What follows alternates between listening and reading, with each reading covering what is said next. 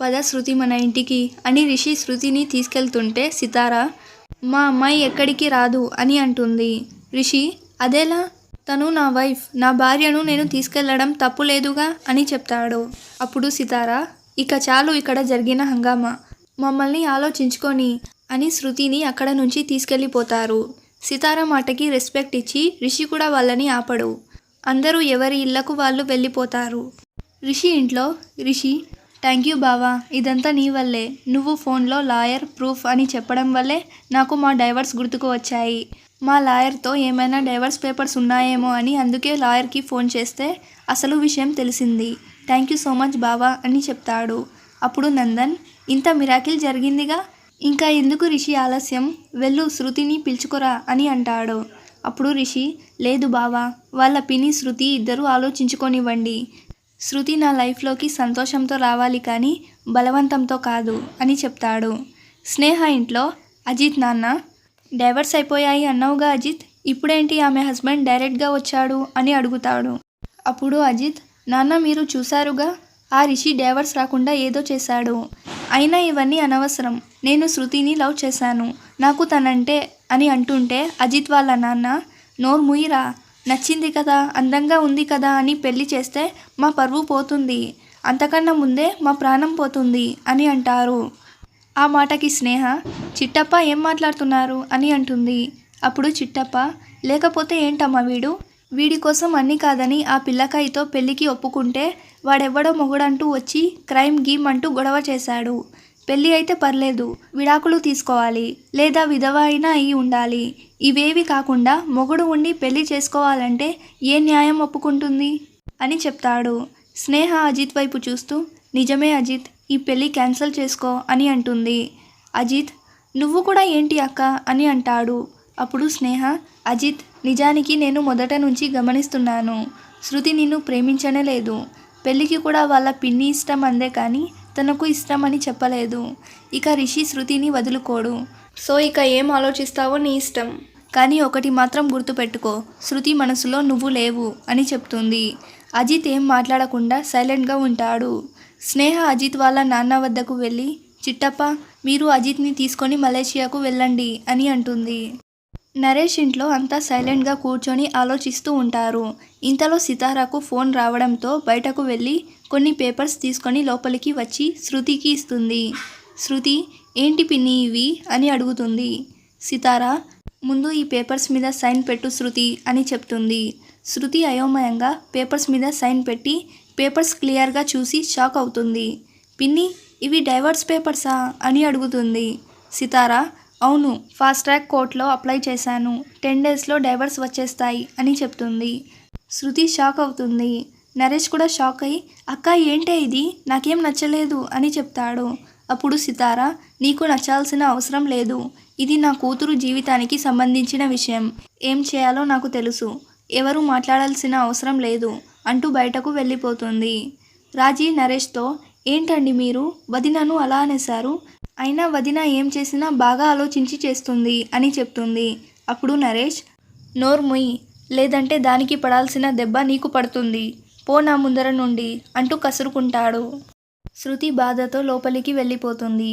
శృతి బాధతో మనసులో ఏంటి నా మనసు ఇంత అలజడిగా ఉంది, ఏం చేయాలి, పిన్ని మాటకు ఎదురు చెప్పలేను, అలా అని నా మనసులో బాధను ఎవరికి చెప్పలేను, ఈ నా పరిస్థితికి నువ్వే దారి చూపు భగవంతుడా అని దేవుణ్ణి వేడుకుంటూ కళ్ళు మూసుకుంటుంది.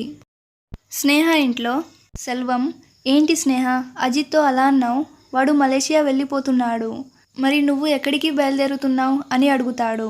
స్నేహ నిజం చెప్పనండి, రిషి వచ్చినప్పటి నుంచి ఇప్పటి వరకు జరిగిన ప్రతి విషయం ఆలోచిస్తుంటే ఇప్పుడు అనిపిస్తుంది నాకు రిషి శృతిని ఎంతగా లవ్ చేశాడో, అందులోనూ రిషి శృతి భర్త, వాళ్ళ బంధం చాలా స్ట్రాంగ్ అనిపిస్తుంది అని చెప్పి నేను ఇప్పుడు శృతి వాళ్ళ ఇంటికి వెళ్తున్నాను, వస్తాను అంటూ కార్ కీస్ తీసుకొని బయలుదేరుతుంది.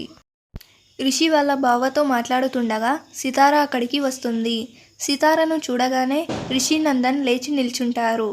సితారా రిషి వైపు చూస్తూ చూడు, నా కూతురు నీ జీవితంలోకి రాదు, దాని మనసులో నువ్వు లేవు, ఎప్పటికీ ఉండవు కూడా, అందుకే మేము మళ్ళీ విడాకులకు అప్లై చేశాము, శృతి సంతకం కూడా చేసింది, ఇక నువ్వు కూడా సంతకం చేస్తే బాగుంటుంది అని అంటుంది. ఆ మాటలకి నందన్, రిషి ఒక్కసారిగా షాక్ అవుతారు. నందన్, ఏంటండి మీరు ఇంత మొండిగా ప్రవర్తిస్తున్నారు అని అంటాడు. ఇంతలో రితి మాట్లాడుతూ, మొండి కాదండి, పొగరు. వీడు దాని వెనకాల తిరుగుతున్నాడుగా, అందుకే. అయినా వీడినని ఏం లాభం? ఆ మహాతల్లి ఏం మందు పెట్టిందో ఏమో. వీడేమో లో క్లాస్ దాని వెనకాల పడుతూ పరువు తీస్తున్నాడు అని అంటుంది. అప్పుడు సితారా, నోరు ముయ్. నా కూతురు గురించి ఇంకో మాట అన్నావంటే మాట్లాడడానికి నోరు కూడా లేకుండా చేస్తాను. ఒక అమ్మాయి గురించి ఇంత నీచంగా మాట్లాడుతున్న నీకన్నా నా కూతురు చాలా హై క్లాస్ అని చెప్పి రిషి వైపు చూస్తూ, చాలు బాబు మీతో బంధాలు, ఇలాంటి సంబంధాలు మాకు వద్దు అని చెప్తుంది. నందన్, దాని మాటలు పట్టించుకోకండి. రిషికి మీ శృతి అంటే ప్రాణం అని చెప్తాడు. అప్పుడు సితారా, ఎంత ప్రాణమో చూస్తూనే ఉన్నా అంటుంది కోపంగా. రిషి, నేను ఒకసారి శృతితో మాట్లాడాలి అంటూ ఫోన్ తీసుకొని బయటకు వస్తాడు. ఇక్కడేమో శృతికి కళ్ళు మూసుకున్నా తెరిచిన రిషి జ్ఞాపకాలే. ఫోన్ రింగ్ అవ్వడంతో లిఫ్ట్ చేస్తుంది. రిషికి చాలా ఏడుపు వస్తుంటే ఆపుకొని, అలసిపోయాను శృతి, నీ వెనకాల తిరిగి తిరిగి. దేవునికే అర్థమైంది నా బాధ, కానీ నీకు అర్థం కాలేదు. ఇంకెలా నిన్ను ఒప్పించాలి? ఎన్నిసార్లు సారీ చెప్పాలి అంటూ కళ్ళల్లో నీళ్లు వస్తుంటే తుడుచుకుంటాడు. రిషి అలా మాట్లాడుతుంటే శృతికి మనసు పిండినట్టు అవుతుంది. రిషి కళ్ళు తుడుచుకొని, okay, come to the point, divorce మీద సైన్ పెట్టావా అని అడుగుతాడు. శృతి తడబడుతూ, రిషి, పిన్ని అది అంటుంటే రిషి, సైన్ పెట్టావా లేదా Shruti, just say yes or no అని అడుగుతాడు. శృతి కళ్ళు మూసుకొని, హా పెట్టాను అని చెప్తుంది. రిషి కోపం బాధ రెండు కలిపిన గొంతుతో, శృతి, నీ మనసులో ఎక్కడో నాకు చోటు ఉండకపోదా అని నేను అనుకున్నా. ఒక్కసారి నాకు అవకాశం ఇస్తావని ఆశగా ఎదురుచూశా, కానీ ఇప్పుడు అర్థమైంది. సరే, ఇక నువ్వు మారవు అని అనుకున్నప్పుడు నేనే మారడానికి ప్రయత్నిస్తాను, నిన్ను మర్చిపోవడానికి ప్రయత్నిస్తాను. గుడ్ బై అంటూ ఫోన్ కట్ చేస్తాడు. లోపలికి రాగానే సితారా రిషితో, నాకు నా కూతురు భవిష్యత్తు ముఖ్యం, ఇంకెప్పుడు అంటూ మాట పూర్తి కాకనే, రిషి, ఆ పేపర్స్ ఇవ్వండి అంటూ పేపర్స్ తీసుకొని సైన్ పెట్టేస్తాడు. సితారా ఆ పేపర్స్ తీసుకొని వెళ్ళిపోతుంది. శృతి ఏమో రూమ్లో కూర్చొని ఏడుస్తూ ఉంటుంది. ఇంతలో గదిలోకి లక్కీ వస్తూ శృతి ఏడుస్తూ ఉండడం చూసి అలాగే వెనక్కి తిరిగి బయటకు వెళ్తుంది. రిషి ఇంట్లో సితారా వెళ్ళిపోగానే రిషి ఆవేశంగా బెడ్రూమ్లోకి వెళ్తాడు. నందన్, రిషి ఏంటిది, ఎందుకు అలా చేశావు, ఇంత చేసి ఏం లాభం, మళ్ళీ డైవర్స్పై సైన్ ఎందుకు పెట్టావు అని అడుగుతాడు. రిషి, మరి ఏం చేయమంటావు బావా నన్ను అంటూ గట్టిగా మాట్లాడుతాడు. రితి అందుకుంటూ, మంచి పనే చేశావురా అంటుంది. ఆ మాట వినగానే ముందే కోపంలో ఉన్న రిషి ఒక్కసారిగా రితి వైపు సీరియస్గా చూస్తూ, ఇంకో మాట మాట్లాడావంటే నువ్వు నా అక్కవని కూడా చూడను, జాగ్రత్త. అసలు నువ్వు మనిషివేనా? ఏ ఆడదైనా ఇంకో ఆడదాని మెడలో తాళిని తీసి ఇవ్వమంటుందా? ఛీ, ఆ రోజు నువ్వు చేసిన పనికి ఈ రోజుకి కూడా శృతి అడిగే ప్రశ్నకు సమాధానం ఇవ్వలేకపోతున్నా. ఇక నా సంతోషం కోసం ఇదంతా చేస్తున్నాను అంటున్నావే, కానీ నిజానికి నీ ప్రెస్టేజ్ కోసం ఇదంతా చేస్తున్నావు అని అర్థం చేసుకోలేకపోయాను. నా ఆస్తి కూడా నువ్వే ఎంజాయ్ చేయి, నేను వెళ్ళిపోతున్నా అని చెప్తాడు. అప్పుడు వెంటనే నందన్, రిషి ఏం మాట్లాడుతున్నావు, ఎక్కడికి వెళ్ళిపోతావు అని అడుగుతాడు.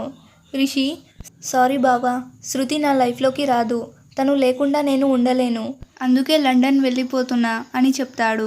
నందన్, ప్లీజ్ రిషి, నా మాట విను అని అంటుంటే రిషి, ప్లీజ్ బావా, నన్ను ఆపొద్దు అంటూ నందన్ని రితిని బలవంతంగా బయటికి పంపించేసి డోర్ లాక్ చేసుకొని బ్యాగ్ ప్యాక్ చేసుకుంటాడు. నందన్ బాధపడుతుంటే రితి, వెళ్ళనివ్వండి, 10 రోజులు అలా తిరిగి వస్తే అంతా కుదురుకుంటుంది అని చెప్తుంది. అప్పుడు నందన్ తన చేతులు పాకెట్స్లో పెట్టుకొని, రేపు నువ్వు 10 కల్లా రెడీగా ఉండు, లాయర్ని కలుద్దాం అని అంటాడు. రితి, ఎందుకండి, ఆస్తి వాడి పేరు మీదే ఉండని అని చెప్తుంది. అప్పుడు నందన్, ఓ రియలీ, ఆస్తి కోసం కాదు మనం వెళ్తున్నది, నీకు విడాకులు ఇవ్వడానికి అని అంటాడు.